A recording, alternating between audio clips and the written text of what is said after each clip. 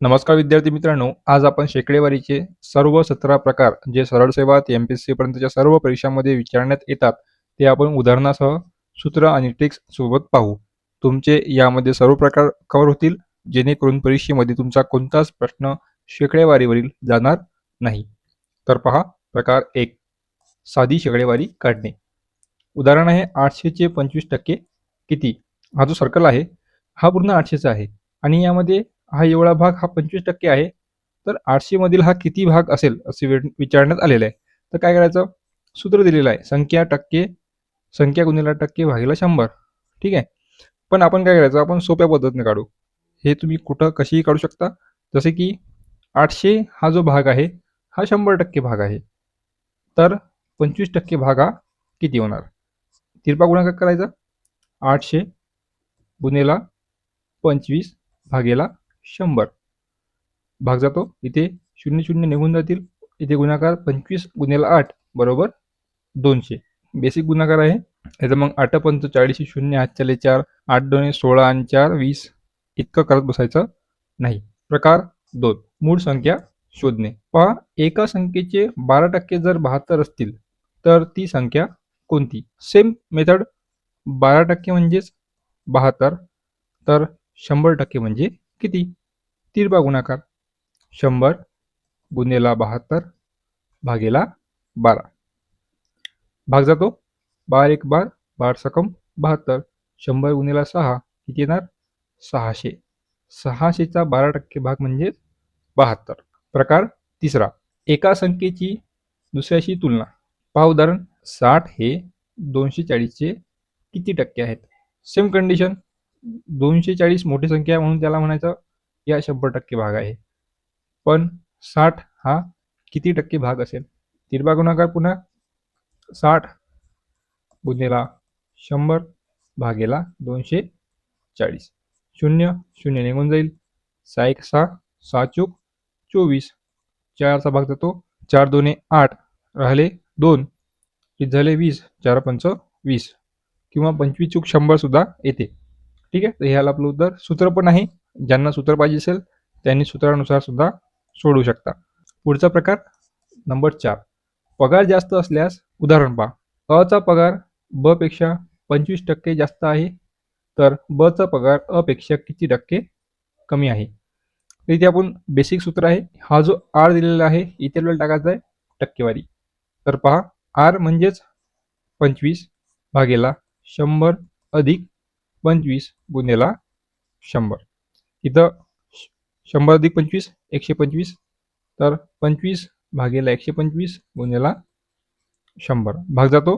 25 एक 25 आणि 25 पाच 125. पुन्हा भाग जातो. 5 एक 5, 5 दोन्ही 10 आणि हा 0. की त्याला उत्तर 20. तर अ चा पगार ब पेक्षा 25% जास्त आहे, तर ब चा पगार अ पेक्षा 20% कमी आहे. पुढचा प्रकार, पगार कमी असल्यास. उदाहरण पहा, साखरेची किंमत 20% कमी झाली, तर वापरात किती वाढ करावी. Same condition.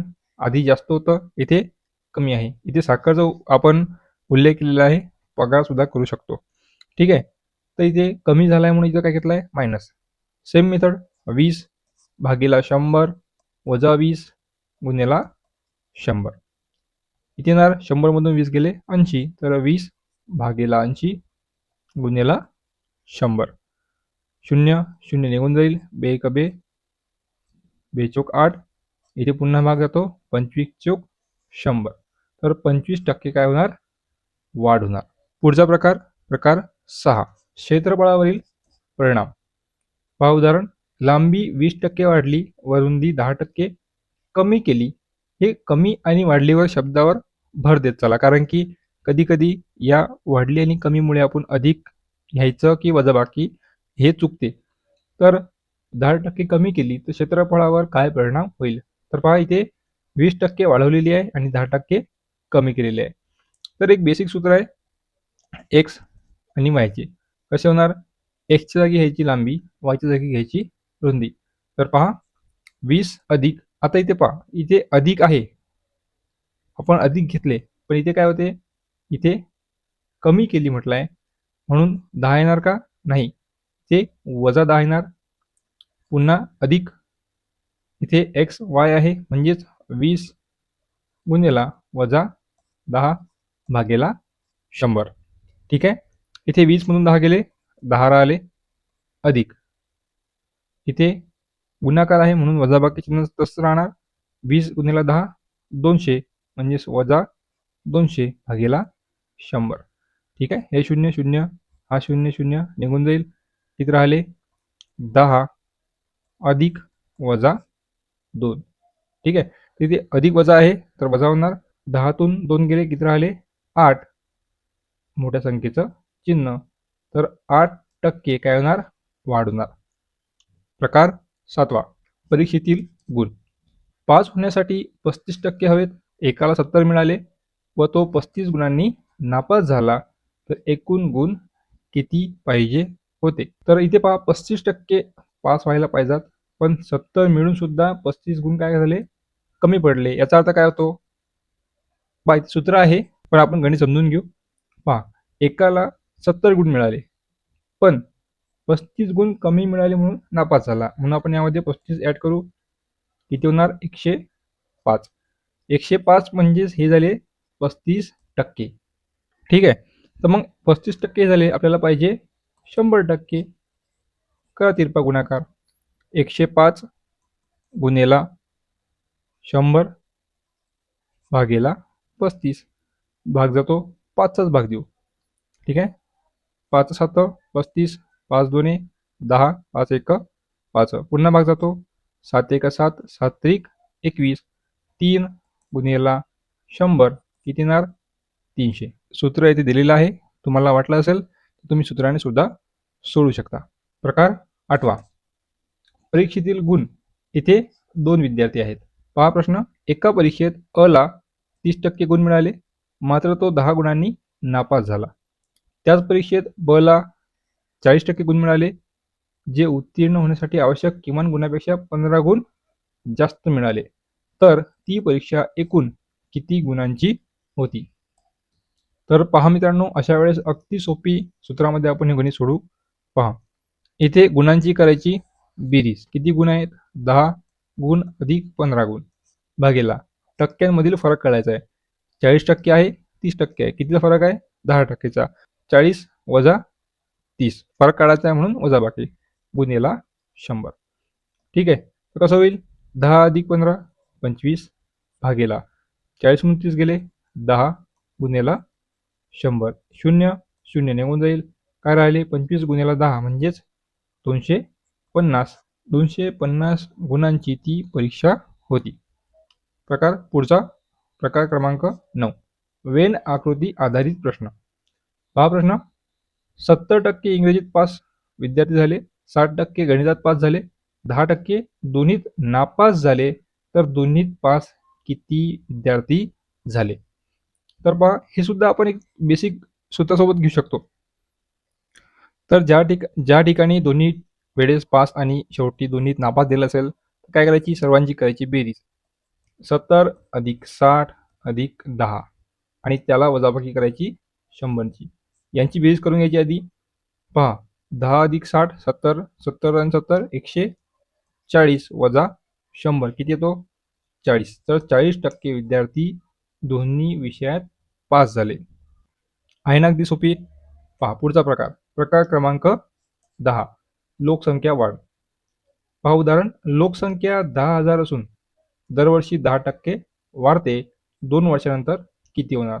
पहा सुरुवातीला लोकसंख्या किती आहे 10,000. पहिल्या वर्षी किती वाढली 10%. दुसऱ्या वर्षी किती वाढली 10%. आता येथे सूत्र आहे पण हेच आपण सोप्या पद्धतीने सुद्धा काढू शकतो. कसं होईल 10,000 पहिल्या वर्षी 10% वाढली म्हणून 10% काढून घ्यायचे. आपण तसं संख्या पाहून 10% काढू शकतो की 1000 होते. पण आपण सोडू. पहा 0 0 निघून जाईल आणि हा 0 निघून जाईल. किती आले 1000. म्हणजेच पहिल्या वर्षी 10,000 मध्ये 1000 लोकसंख्या वाढली ती झाली 11,000. ठीक आहे. आता प्लस दुसऱ्या वर्षी किती वाढणार. आता 11,000चे 10% 1100 तर लिहायचे 1100. पहा बेरीज 0 0 ते 1 येणार. इथे 2 येणार, इथे 1 येणार. 12,100 सूत्रात टाकायचं काम नाही. कारण की इथे जसं पाहू शकता तुम्ही चक्रवाढ व्याजाप्रमाणे आपल्याला ते सूत्र वापरावे लागते. प्रकार क्रमांक 11 यंत्राचा घसारा. यावर सुद्धा प्रश्न खूप वेळा पेपरमध्ये विचारला जातो. पहा प्रश्न. दरवर्षी 20% किंमत कमी होते. ठीक आहे. यंत्राची दरवर्षी 20% किंमत कमी होते. 2 वर्षानंतर त्या यंत्राची किंमत झाली 64,000 रुपये. जर त्या यंत्राची किंमत 64,000 रुपये असेल तर आपल्याला जी किंमत दिलेली आहे ती घसारा पकडून दिलेली आहे. तर त्याची मूळ किंमत आपल्याला काढायची आहे. तर कसे होणार आता इथं पहा. आज आपल्याला माहिती आहे काय? नाही. एका वर्षानंतर 20% घट झाली. ठीक आहे. नंतर 2 वर्षानंतर 20% घट झाली आणि किंमत झाली त्याची 64,000 रुपये. आता याच्या आधी आपण सूत्रामध्ये नाही टाकले. यामध्ये तुम्हाला सूत्रामध्ये टाकून दाखवतो. तर पहा पी म्हणजेच काय ते?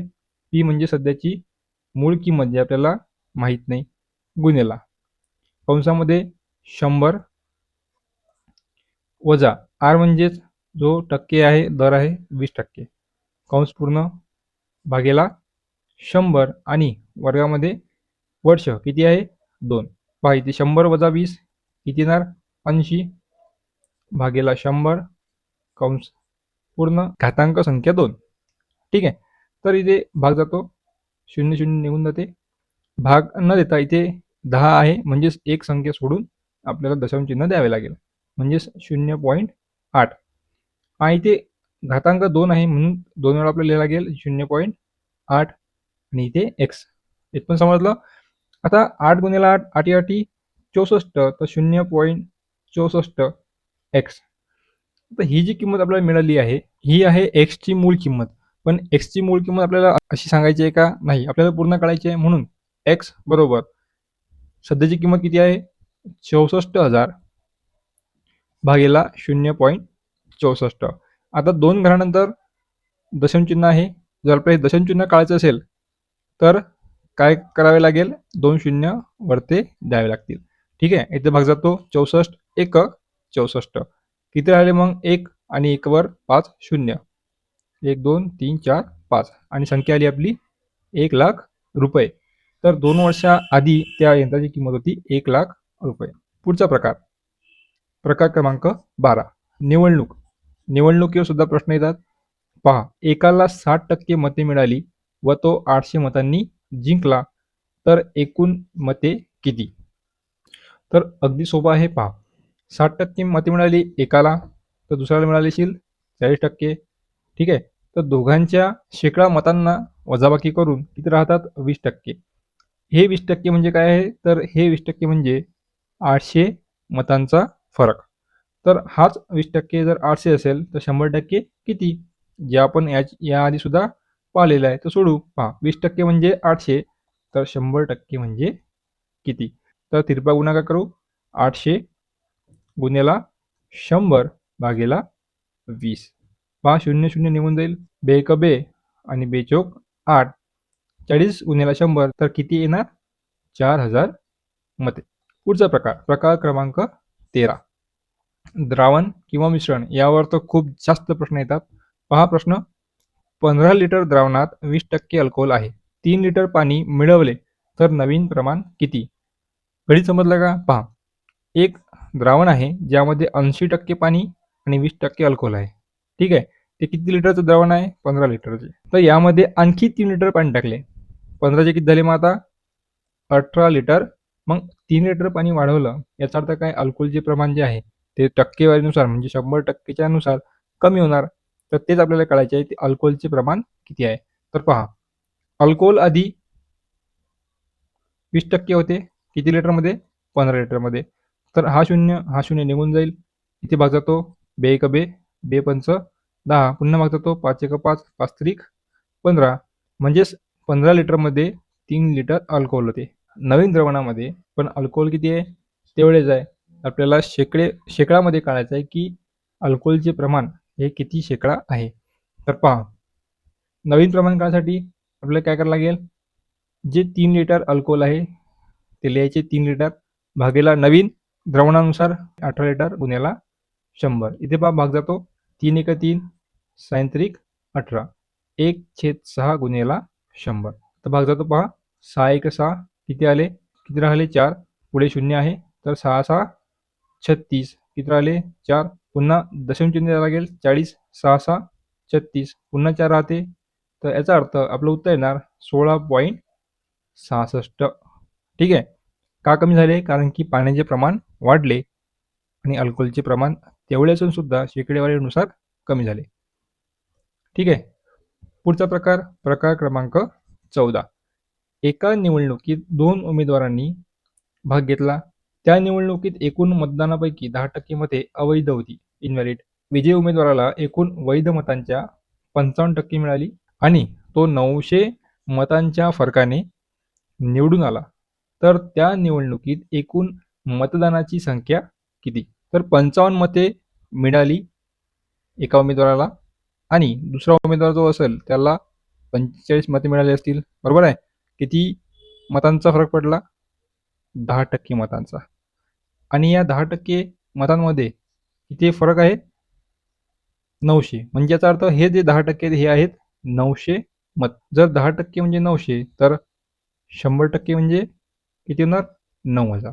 समजलं? 9000 मतं जी आहेत ही आहेत 90%. का? कारण की आपल्याला माहित आहे 10% मते हे अवैध होती. 90% 9000, 100% 10,000.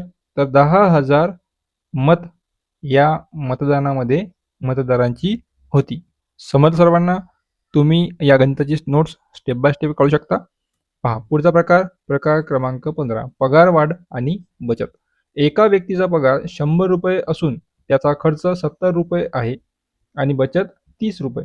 जर त्याच्या पगारात 20% वाढ झाली आणि खर्चात 10% वाढ झाली तर त्याच्या बचतीत किती टक्के वाढ होणार?